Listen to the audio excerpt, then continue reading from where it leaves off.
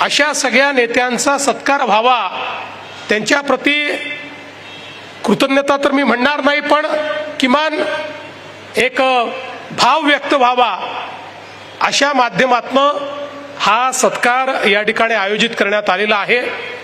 आणि मगाशी माझी फिल्म मी बघत होतो त्यावेळी माझ्या लक्षात आलं की लोकांना वाटतं मी 2 वेळा मुख्यमंत्री झालो, पण मी 3 वेळा झालो।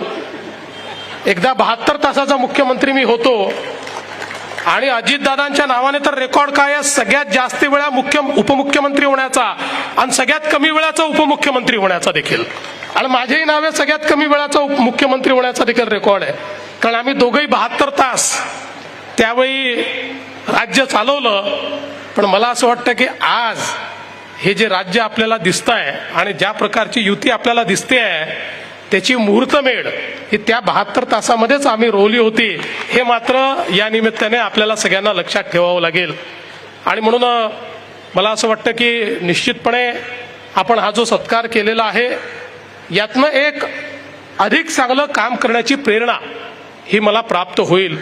आपला महाराष्ट्र हा अतिशय शक्तिशाली अशा प्रकारचा महाराष्ट्र आहे। ज्यावेळेस महाराष्ट्राच्या शक्तिस्थानांकडे मी बघतो त्यावेळी मला असं वाटतं की या महाराष्ट्राला असीमित अशा प्रकारची संधी आहे। या महाराष्ट्राच्या विकासाकरता, इथल्या जनाजनाच्या विकासाकरता असीमित अशा प्रकारची संधी आहे।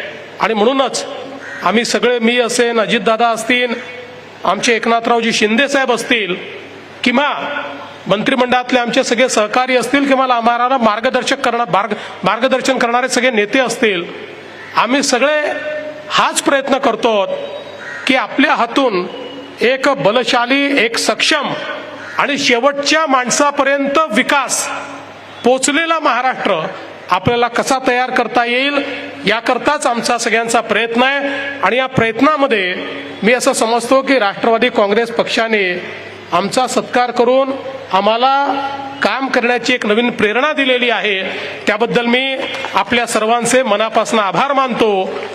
खरं म्हणजे सगळेच माजी मुख्यमंत्री आले असते तर अधिक आनंद झाला असता, कारण हा मंच तसा राजकीय नाही आहे।